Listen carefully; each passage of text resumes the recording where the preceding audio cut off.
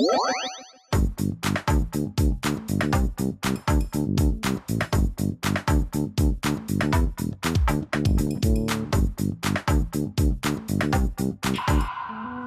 はようございます。今日は7月20日火曜日です。昨日岡山県の小岩久保湿原に行ったばっかりなんですけど、今日もすごくいい天気なんで、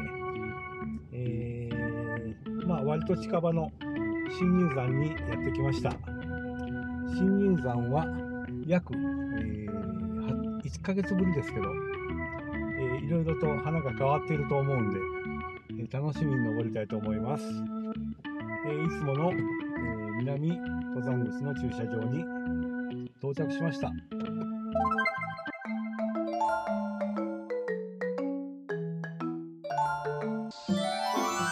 それじゃあ準備できましたんで、これから出発したいと思います。コースはいつものように、東の登山口の方へ行って、そこから、まず、山頂の方を目指したいと思います。それじゃあ出発しましょう。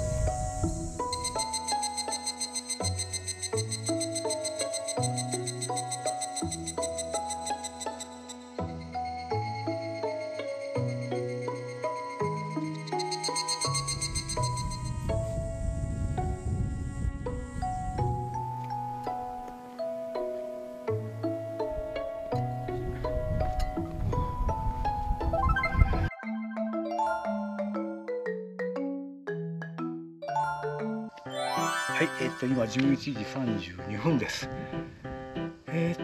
いつもの百丈岩に来ました。ちょっと早いですけど昼ご飯にしようと思います。今日は東郷地のおふくろ弁当買いに行ったんですけど、あそこ9時からだったんですよね。8時過ぎに着いちゃったんで、まだ、営業してませんでした。ということでその隣のセブンイレブンで買った、弁当です。今日は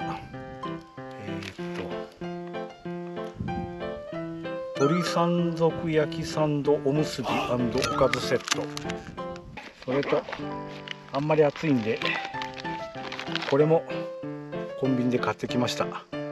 アサヒドライゼロ。はい、それじゃあいただきます。まずこれから。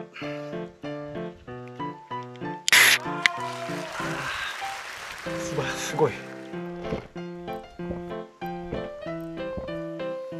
うまいわ。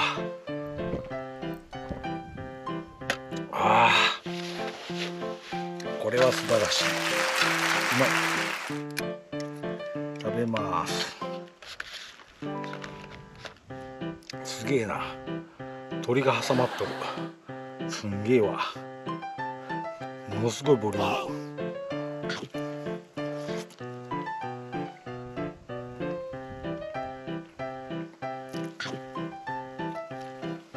う